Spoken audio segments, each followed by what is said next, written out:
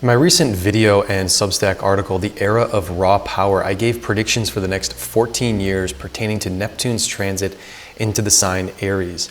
And one of those predictions is the real prospect of a second civil war in the United States. And last week I published a follow-up article on my Substack Multiple Futures focusing on just this topic.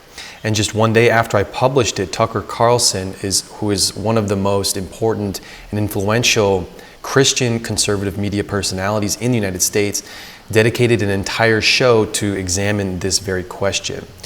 And so civil wars, they don't just happen overnight. They take many years to formulate, and like most wars, are very unpredictable and maybe even more so about how they will transpire. And in this video, I'm going to examine the natal chart of the United States with that question in mind of why has war and conflict been so central to the United States since the country's founding, and what are the prospects for a second civil war happening. And so in this analysis, we're going to examine the astrological conditions of the first American Civil War, as well as other war-based contexts of the United States and the astrological conditions surrounding them, and relate that to what we're experiencing today. And I have found some very precise astrological details that connect the first American Civil War with the astrological conditions of today. Before I get into that analysis, I want to give a brief introduction about the famous adage that history doesn't repeat, but it rhymes. So the planets in the sky are never in the exact position twice. A planet will show up in an exact position that it once was, but all the other planets are going to be in different positions. So this kaleidoscope of energetic influence is always changing. So when a specific planet returns to a previous position, it's going to have a different outcome because the positions of the other planets are different in the past and moving into different positions in the future. So in this video, we're going to see how a certain situation from the past historically happened astrologically, and then relate to how that event could happen again, but it's going to be a similar event because the overall condition has changed according to how all the other planets have moved. And this helps us to look into the future about what could happen, but is going to be a bit different, yet very similar, hence the rhyming, but not the exact repetition of the past into the future. So in the past and in ancient civilizations, the leadership of the nation or the group would have court astrologers to advise on its most important events and to ask questions about things that they were unsure about. And examples are when would be a great time to set the foundation of a city, when to give the city a specific natal chart. And others would be pertaining to war. When's the most opportune time to attack an enemy? And also asking questions about omens, about the fate of a king and the king's counselors or his ministers. Astrology in the past, civilizations, was almost exclusively predictive, is what I'm saying. Today, astrology is much more psychologically focused, in part, and you could say predominantly because of the growth of the psychological field from the mid to late 19th century up until today. And we can see psychological conditions match the astrological alignments and then be able to predict distinctive emotional events, but also events that don't pertain just to emotions, but are influenced by our psychological state of mind. So to see the likelihood of a civil war, the planetary positions will show us collective psychological tendencies which can lead to, say, a growth in hostilities or an easing of hostilities, say harmonious alignments. And there are an infinite number of possible futures in that respect. But the point is that now that we have a lens of seeing astrology from a psychological lens, we can see, say, a nation state using that natal chart, how the collective, a certain psychological condition that the collective is going to be experiencing. So what I'm saying is that following the political and cultural trends is essentially the starting point to see the psychological condition, relating that to astrology, and seeing how the planets are influencing a certain psychological condition, then we can then project and see what direction that psychological condition, how it can be playing out, and how those trends will play out according to that energetic condition that astrology shows us. And the second part of this introduction is to say that the overall purpose of my channel is to show that astrology is intricately and intimately involved in our lives on the Earth plane. The planets used to be called the wandering stars, and the zodiac is essentially the local space that we're living in, the division of the signs into 12 parts. And they form this energetic framework and this organization that, as I said, all cultures prior to the Enlightenment studied endlessly and recognized that what happens in the heavens matters to life on Earth. So what we call astrology is another aspect of God's creation. And by studying it, we can come to understand the beauty and the interconnectedness of that creation. I mentioned Tucker Carlson, he's a Christian. And Christians are famously, have been told since the founding fathers not to study astrology or any form of divination, because they believe that we have free will and the world is not deterministic, that fate is not set in stone, and that only God can know His plan, and that human beings attempt to know His plan or to show the concrete fate of a person. At best, you'll be deceiving yourself, and at worst, you'll be trying to thwart that plan, which will eventually lead to a person's destruction.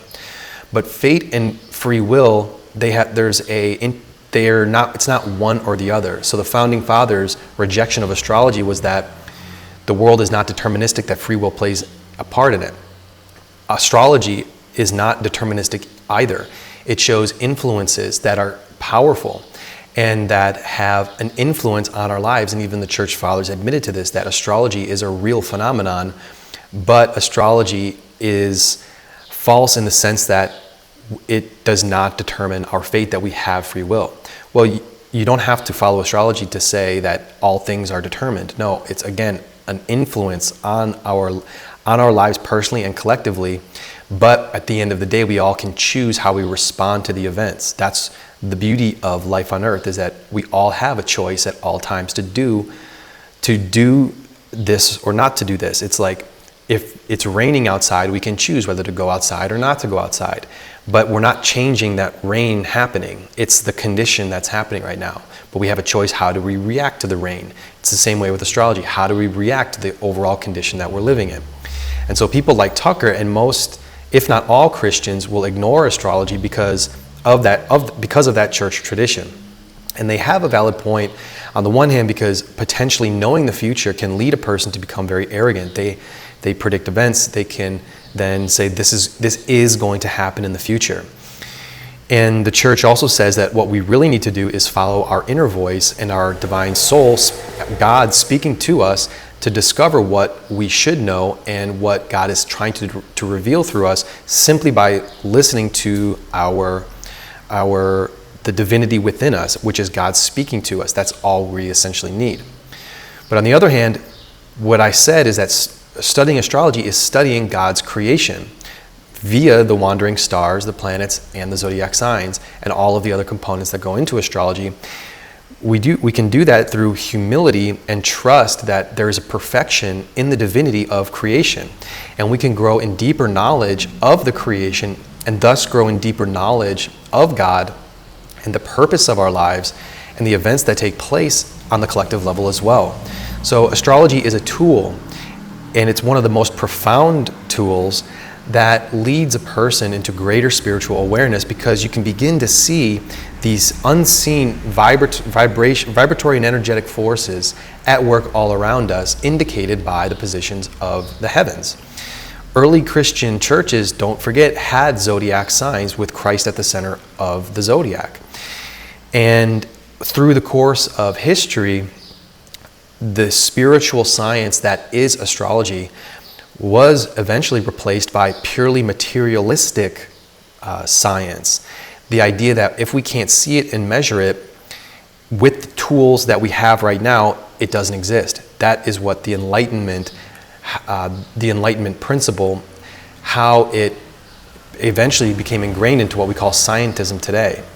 And that's why astrology, it's had its resurgences, say in the late 19th century.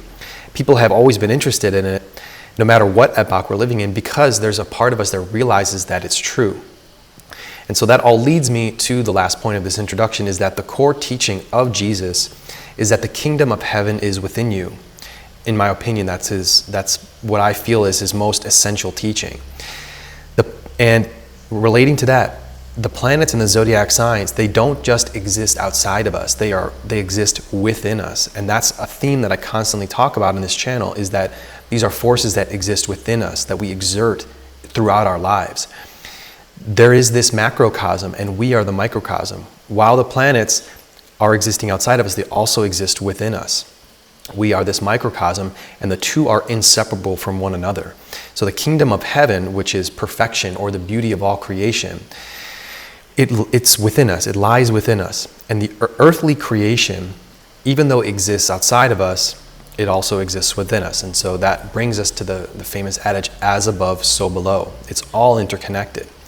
So with astrology, we're studying God, whether it is through understanding our psychology or if it's studying what may happen in the future, and based on what happened in the past, and how to best deal with that possible future, and then to maximize our potential and to maximize our opportunities to live an optimal life, knowing, say, what our innate tendencies are, and then being able to come to master them.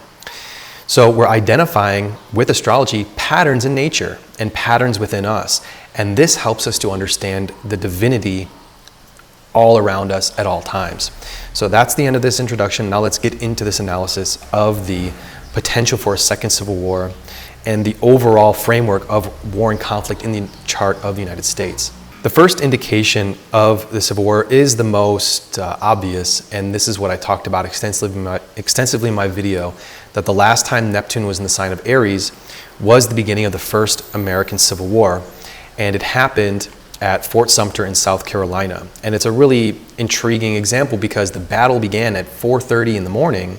So the Union soldiers they ended up surrendering the fort at around 3:30 the following day, April 13th, and Neptune entered Aries at about 4:00 p.m.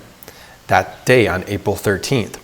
So the first shots of the Civil War, that first battle of the Civil War, that same 2-day period, Neptune was entering into Aries.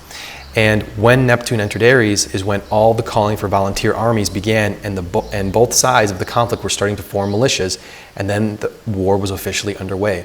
So this is one of those instances in astrology that it's easy to see, but it's deceptive because astrology isn't always so easy. So right when Neptune entered into Aries, and that was the last time Neptune entered into Aries except for our current time, that's when the Civil War started. So you could easily say, oh, it's guaranteed a Civil War. Well, as I was explaining in the introduction, all of the other planets have had their own transits, and there's been so many changes in history. So you can't just give that exact prediction.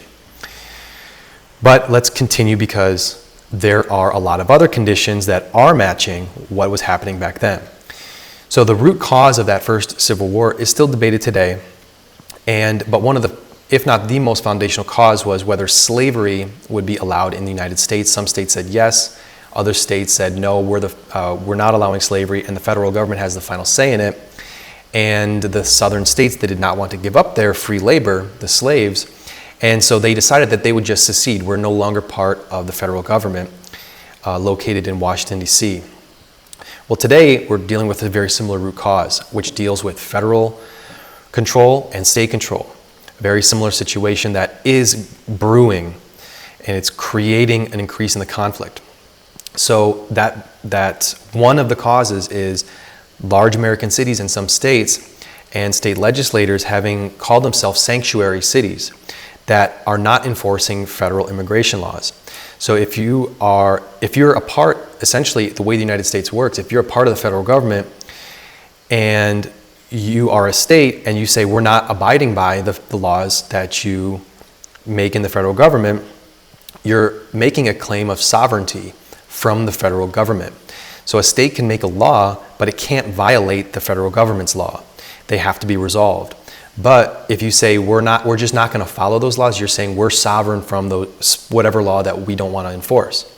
So when the slave states said they would not enforce anti-slavery laws, and when they seceded, essentially when Lincoln became president, they were also making that claim of sovereignty. We're not going to follow the rules of the larger system we're a part of, and we're independent from that jurisdiction of the United States government.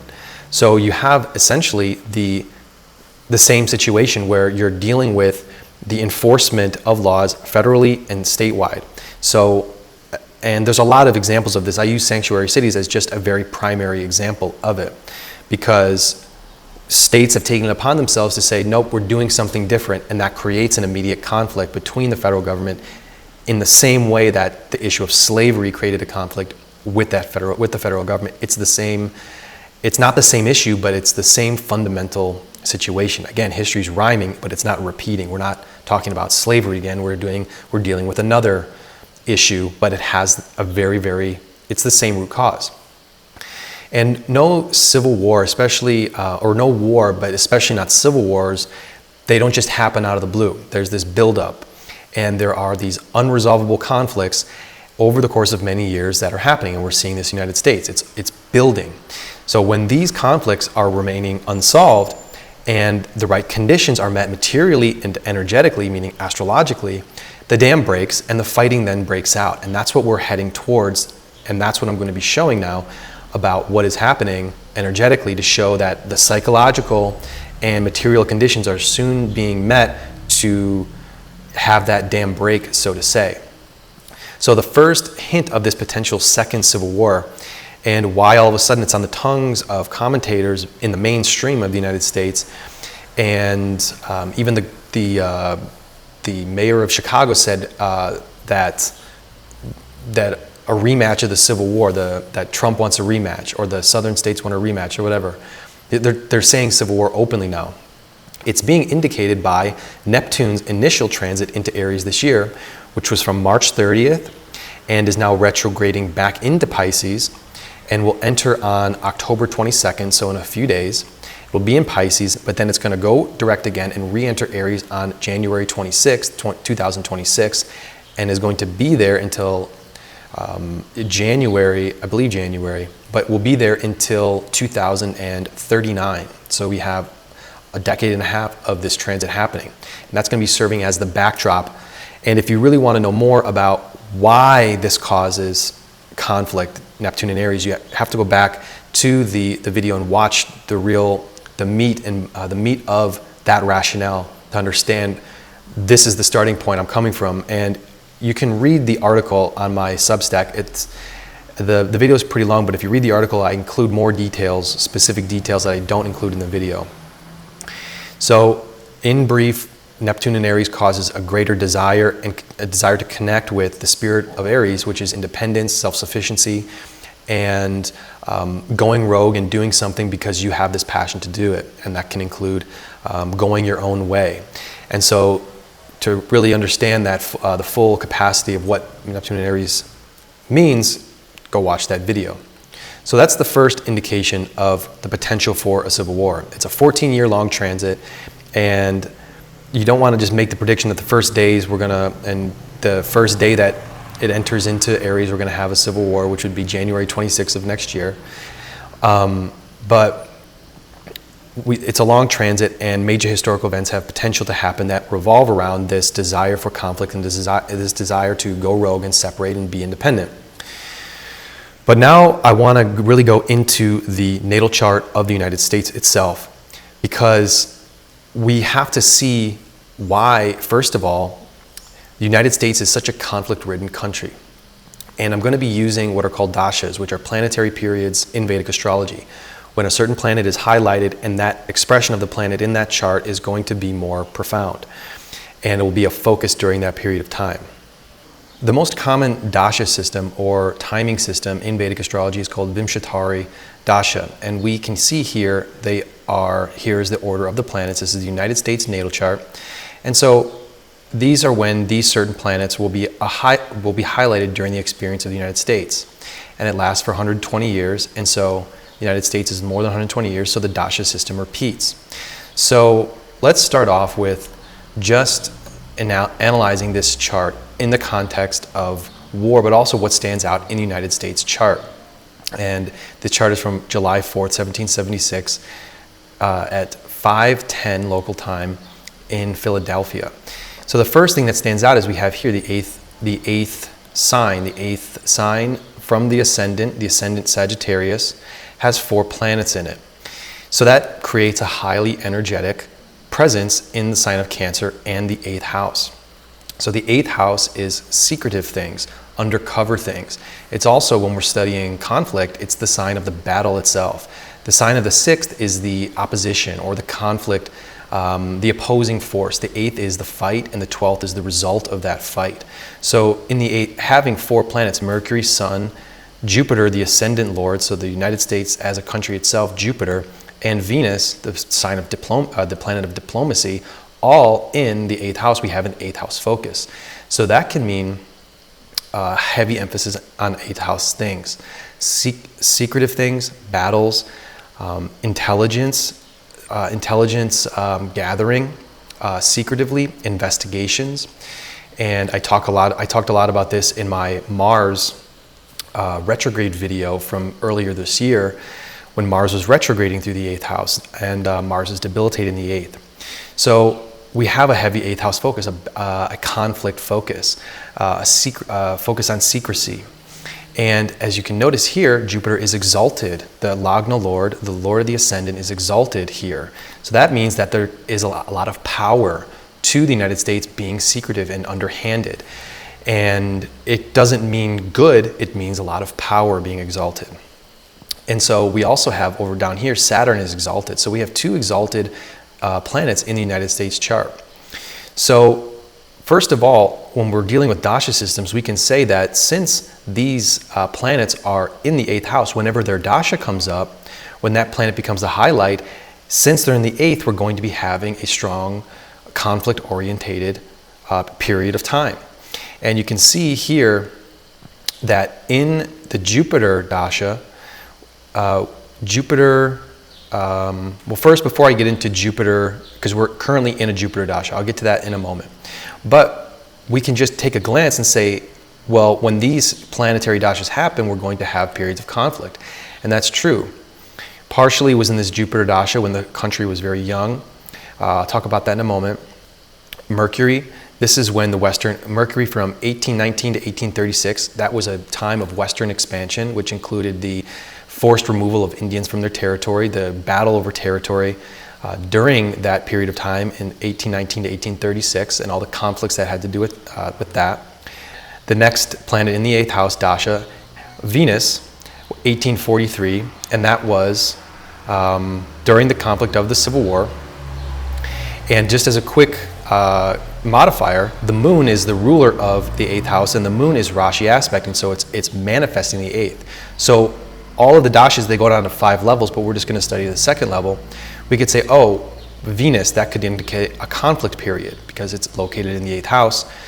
As a simplistic interpretation, there's a lot to look into dashas, but when we say, oh, when Venus is happening, and also the moon, the lord of the 8th house, manifesting the 8th house via the Gemini Rashi aspect, we could say, oh, that could be a time when a lot of conflict, and very much so. That could be when the buildup of the Civil War was taking place. We have 1848, 1849, a relatively short period. But we could see when Venus-Mercury happened, another planet in the 8th house manifesting that 8th, that's when the actual Civil War began. So 2 planets in the 8th was the beginning of the Civil War.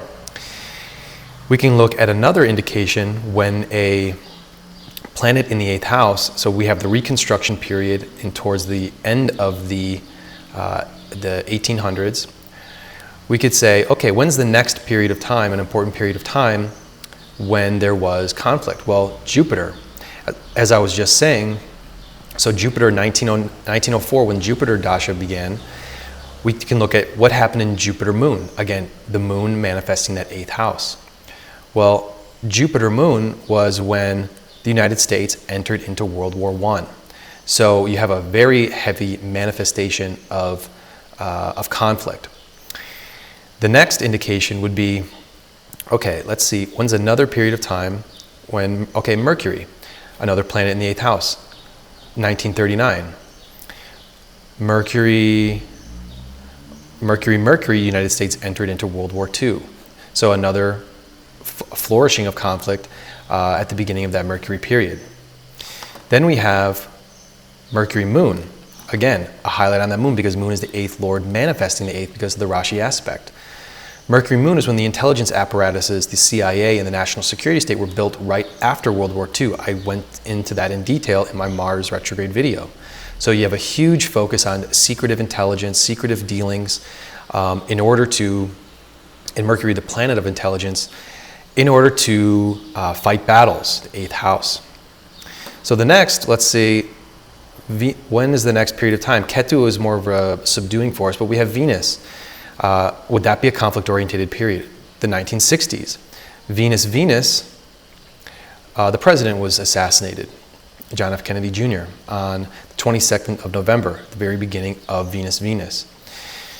Okay, the 60s were conflict-centered in general in the United States. What about Venus Moon? Again, that moon, the 8th lord. What happened during that? That's when RFK was assassinated. That's when Martin Luther King Jr. was assassinated. And by the way, Venus, that's when Malcolm X was assassinated as well. Venus Moon also had Woodstock, which was a CIA operation to investigate the effects of psychedelic drugs. And they were handing out LSD to all of the people at that festival. So the late 80s until the end of, or the late 60s until you have a very much conflict oriented, there was the helter-skelter, there was so much internal strife happening during the United States during that period, partially because there's so much of this 8th house focus during that time period. So the next, let's just check here really quick. We have, if we move up to, let's just check what happened on 9/11, the other major period of time when there was a lot of conflict. That would have been Mars, Jupiter. Again, an exalted planet. So Mars, the natural force of conflict. Talk about Mars and Uranus here in a little bit, but that's when another major conflict period happened. Again, you have an 8th house focus manifesting that conflict. So you see the culprits of why, and again, let's just do another quick, another big conflict would happen during Venus, let's see, Rahu. Let's see the more recent conflicts. We have Rahu, Mercury. During that period of time, Trump got elected the first time. Huge conflict, internal strife conflict during that. Again, Mercury in the 8th house. And then you have, let's see, Corona. That was another major conflict period that would happen during Venus, Rahu, Venus. During the Rahu Mahadasha, Rahu's Lord Sun in the 8th house. So this is all illustrating that because any time that there is a planetary period of one of these planets, you're going to have a heightened prospect for conflict because there's so much emphasis on the 8th house. So you can draw from that the United States is a very conflict-orientated, 8th house-orientated country. It has the most planets in that house, and so anytime a planetary period comes up with that, you're going to have conflict and secretive conflict at that. Or it can be manifested as coups, as influence into foreign countries. And I'll talk about that in a moment when I talk about Mars and Uranus and how they're going to play a major factor into what's coming. So let's go to today. Where are we today? Jupiter is in, and this is going to lead into one of the causes of why civil war is in the cards for now. So right now we're in the Jupiter Mahadasha. We're in Jupiter right now, and we can see conflict, brewing on all sides. We're going to be entering into, okay, so Jupiter. Then comes Jupiter, Saturn, and that starts at the end of 2026. And I'm pointing out because that's still a little bit over a year from now, but that's going to be playing into something important about economic concerns. So what happened in Jupiter, Saturn in the past? The first Jupiter-Saturn period of time in 1786, 1 year later, or just the next year, the Constitution itself was written and ratified. So a very positive occurrence. And Jupiter, Saturn, we have the dasha of two exalted planets. So that means very powerful effects and the potential for very powerful positive or negative results. So you had the Constitution being written during that time and then ratified. What happened during the next Jupiter-Saturn period? It was in 1906. In 1907, there was what is called the Panic of 1907, which was when there wasn't a central bank and there was a panic on the stock market, which eventually was resolved by J.P. Morgan himself. And J.P. Morgan, in his chart, he has an exalted Saturn, I believe, if I'm not mistaken. But he saved the banking system of the United States almost single-handedly, as history records. So you have a focus on banking during this period of time, partially because Saturn, an exalted Saturn, is the ruler of the second house of banks. And then you have Jupiter, the ruler of the first, so the country itself, and also the ruler of the fourth sign being the land and the people, and the territory of the United States. So you see, and Saturn is also the planet of debt. Exalted means the handling of debt. There's an exalted handling of debt, even if you have a lot of debt. I mean, the United States now $37 trillion in debt is still somehow functioning. And Jupiter, the planet of wealth in general and prosperity. So you have a financial focus during this period of time of Jupiter-Saturn. Well, that shows us that at the beginning of 2026, there's going to be a focus on the economy during Jupiter-Saturn. Now, this is going to become a very important factor in the coming potential for a civil war. And there's another reason why I want to start with this is because we have and this is our transit calendar, we have an important transit coming up for Saturn that is going to add to this, that's going to add to the emphasis on banking. And that starts in 2011. And in 2011, as you can see up here, Saturn, this is Saturn in the natal charts, this is Saturn in the sky. So in 2011, Saturn was making a Saturn return, the United States chart. As you can see, it's just traveling right over that Saturn. And what does that mean? That means a reanalysis of how Saturn is working in the country, being the Lord of the second house, reestablishment of banking. Well, in 2011, and this is in September 2011, and throughout the spring, summer, and then in the fall of 2011, was the Occupy Wall Street protests, when there was a massive grassroots uprising about the inequality of the United States in terms of finances. And this protest was squashed by the police, and it eventually dwindled out. But it was a major reckoning point. Like, what are we doing about our economy? We have to reassess how we're going to handle our banking system. So that was a result of this Saturn return. We have to really think about what we're doing in terms of our debt, how the growing inequality, etc. So that was that reassessment period in 2011 when Occupy Wall Street happened.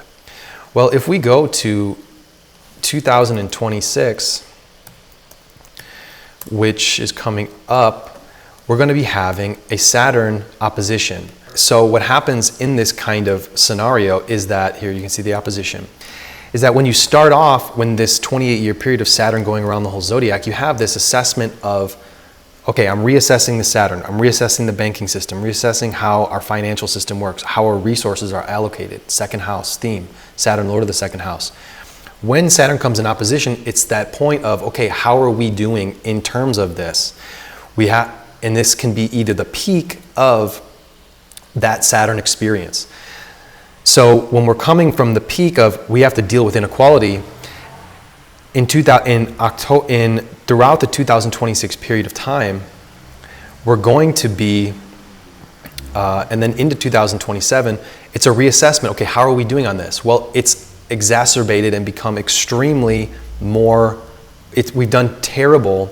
The United States has done terrible as a country in dealing with debt and dealing with banking. Inequality is at its highest. So what this is saying, this opposition period of time, is saying that people are going to be extremely, this is when peak inequality is going to become the focus. When people are realizing, so 2027, when people are actually, hold on, because of the retrograde motions, it's really in 2026 when it begins. As you can see, Saturn down here, and also Neptune in Aries as well. And Saturn is debilitated in Aries, by the way. So I've talked about that in other reports, and you can look into that. But this is when July 2026, when this first inklings of the bottom is going to fall out of the economy if equality is not dealt with properly. So this is the reassessment period, and in 2026 is going to be a time when people are realizing that economically the United States is going to start to fall apart if something is not done. And this could be the best of times, but it can also be the worst of times.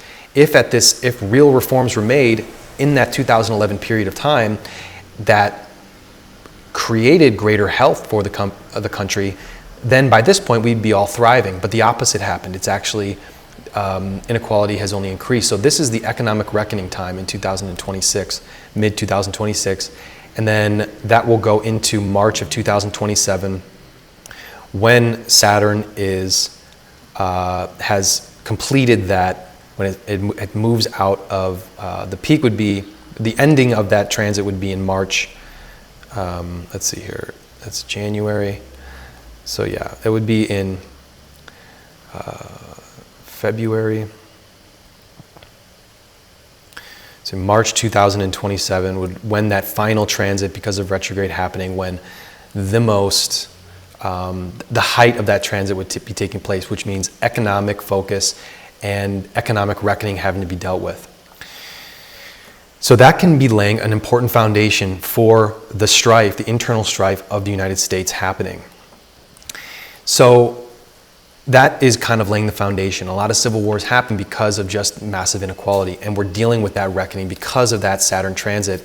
And to point that out even further, we're in down here you can see we're in Jupiter-Saturn dasha period, which emphasizes that. It adds another layer of confirmation that Saturn is going to be an important, whatever Saturn is doing in the chart and in the transit, it's going to be an important layer of that, of the results of what's going to happen during that period. So now that reality of economic strife coming full force in mid-2026 into early 2027 is when the focus on economics is going to hit, and when a potential crash could happen, when the market fully reaps what it sows. That's when the height of economic concerns will be happening, which can lead to serious conflict in the United States. Now I want to talk about something that is even more, that demonstrates conflict in the nature of the United States itself, which is the 7th house. You have Mars and Uranus. So Mars, the planet of conflict, in the 7th. 7th is everyone else. It's other countries. And by the way, the 8th house is other people's resources, other people's countries. And so this heavy focus on the 8th house also includes the resources of other countries. But the 7th is the other countries themselves. Mars in the 7th shows a conflict with the other. And the basic identity of the United States being that conflict with others would be an important aspect of its overall identity. And Mars, I think it was Baghdad, when they were founding Baghdad, they were using astrologers and they were trying to decide where to put Mars in the chart. And the best place to put Mars would be either the 3rd house, the 6th house, or I'd say the 10th house. The 7th house, being the other, creates an antagonism and a willingness to enter into conflicts and potentially war with the other. And you can see that theme happening throughout the United States' history, the other being as a source of conflict. So that also, and so we have Uranus there as well. Now, the reason I say part of the identity is because Uranus is the force of one's sense of individuality. And a person with Uranus in the 7th house is going to attempt to discover their individuality through relationships and to attempt to discover their individuality through other people, which is a conflict in and of itself. So they can have very unusual relationships. They can have very hyper focus on having a partner that reinforces their core self, but eventually it's going to fall flat because being an individual requires a focus on oneself and not reliance upon another person.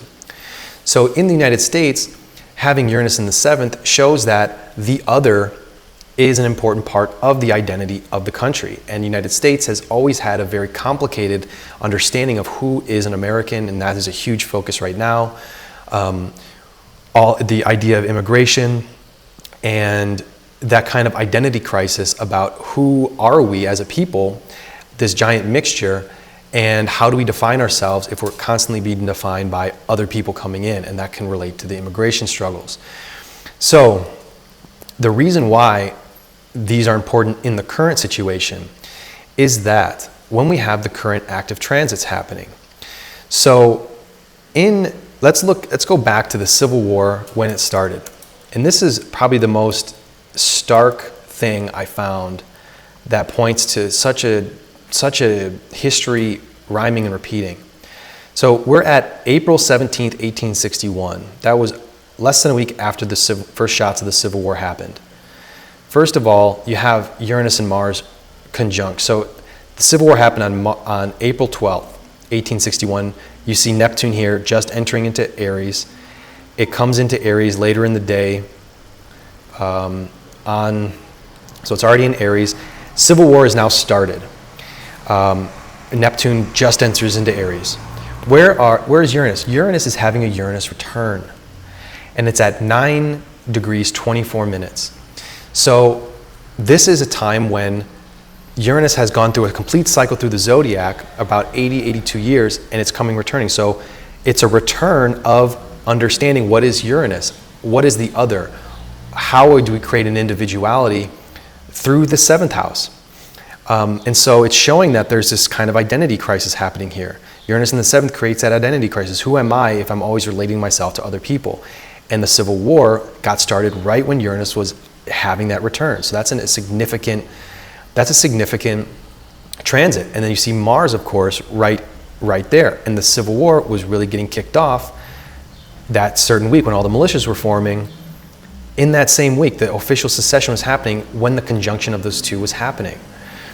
So you have this powerful indicator of the condition of civil war happening because of that transit. Well, when was the next time that Uranus did that transit? Another Uranus return. Well, this is where I'm saying is that this is a very stark situation. This is a very clear indication of something powerful happening. The last time, or the second time that Uranus did its return was and at that same degrees, a day before, it was pretty much exact. It was at 9:24 and 9:20 when the Civil War began. So Uranus had not, let's see what happens at that same degrees. Well, it was on June 6, 1944. That was D-Day. That was the invasion of the Western Front by the United States. So another highly significant act of war, one of the most famous events in American history, wartime famous events. Uranus was in that exact position. So, and also you have Venus here. Venus is transiting right over Uranus. So that includes, Venus being diplomacy, Venus being negotiations with other countries. And of course, we were acting on behalf of the European powers. And the United States was already in the war, but it's just fascinating to see that another major historical event happened when Uranus was at that exact point in the zodiac, dealing with conflict and war. So that leads to the question, when's the next time Uranus is going to be there? That could lead to an indication of what's going to happen next. And we can look into the future and see when is Uranus going to arrive at that point again. And those dates, there was Uranus in the second transit I just showed you, it retrogrades around, and that was when the United States was at its peak of its powers in 1943, 1944, and then 1945, the peak of its powers when it was transiting military powers in World War II, when it was retrograding and hanging around its own natal Uranus. So the next time that's going to be happening is August 2027. So it's knowing that Uranus had those major conflicts happening during that period of those two times shows us that what will happen in the future. We have Uranus here again. So this is an indication we should be really looking at 2027 as what could be a peak conflict time, August 2027. And this is when Saturn has already passed over that Saturn opposition to Saturn in the natal chart. So we have to look at August 2027 as a time for the potential for major conflict happening in the United States. And that also goes into 2028, because again, Uranus will go backwards and that will retrograde. So the last time that Uranus is going to be making that full touching of the Uranus the Uranus in the natal chart is in May 2028. And I want to point to a couple days that are going to be very significant. We have this exact conjunction here. We have Mars coming up on transiting over at the same time. So Mars is on, I have 7/7/2028 as being a very important day, because we have Uranus over the 7th of the other, of the understanding of, and Uranus is also kind of an explosive energy as well. It's a fiery, and it's very, it can be very intense and unexpected things happening. You have it directly over the 7th cusp. Mars here is also transiting over, having a Mars return, which is a return in the sense of re-identifying what we are as a country and the conflict nature of ourselves. How are we dealing with conflict? Mars is also squaring Jupiter in the sky. So you have 2028, July 2028, as being a very conflict-orientated time. And then again, you have Neptune sextiling the natal Uranus here. So all of these transits in 2026, 2027, now 2028, again, are all reflected by Neptune being in Aries, that initial foundational transit that can cause a lot of conflict to happen. So those are the indicators that I'm seeing for, you have that foundation of economic strife, Jupiter-Saturn. The first time Jupiter-Saturn happened, the Mahadashas, we had the rewriting of the Constitution, the rewriting of the mandate of what the United States is. So that's in the cards as well. You have these very exact transits happening over Uranus, and then again in 2028, Mars making that return as well. And so we have these very similar rhyming situations happening coming into the future. So in conclusion, we have a number of very important transits happening in the United States coming up, and they revolve around first of all, I mentioned Saturn making that oppositional return, the reckoning of how are we doing economically, and that'll happen in 2026 and then early 2027. So that'll be a time when, and Saturn also being debilitated in Aries, when the realization of we can't go further economically in this situation. The debt burden is too high, and the inequality is gotten to a breaking point. And also we're in the Jupiter Mahadasha. Jupiter is the ruler of the 4th house in the United States natal chart. 4th house is the home. We have a housing situation happening in the United States, the territory, people being unable to afford houses, people not living in prosperous conditions. Jupiter, the planet of prosperity and wealth itself.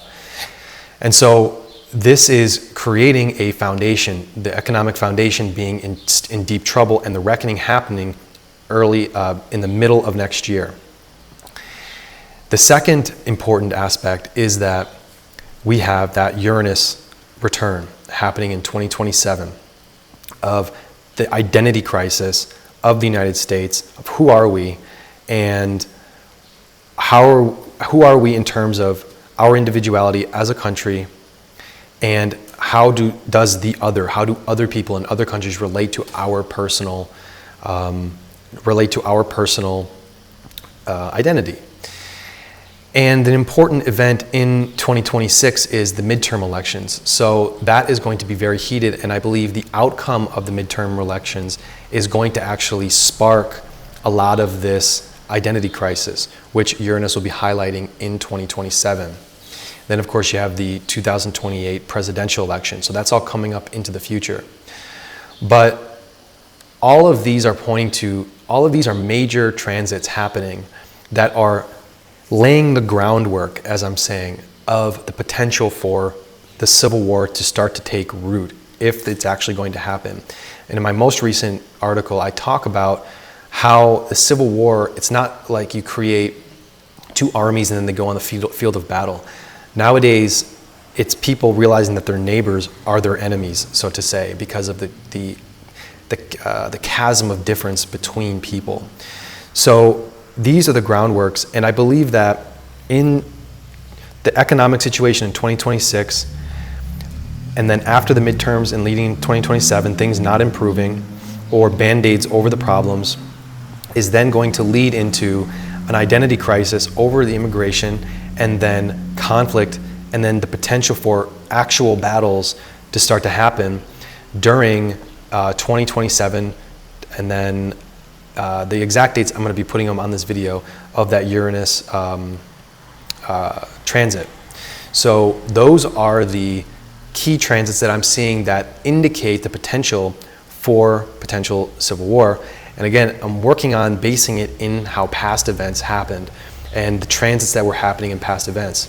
And it all comes into, it is all framed in the sense that the United States is a conflict-orientated country from this 8th house focus, from this incredible focus on the resources of other countries, the resources of others, the identifying oneself with others and trying to find individuality with others, but also having conflict with others about that identity, Mars-Uranus conjunction, and that we're in a Jupiter Maha period, Mahadasha period, Jupiter exalted, Saturn exalted, so it's going to create very powerful effects in this sense, and not necessarily good, but revolving around secretive and also just battles and conflict in general.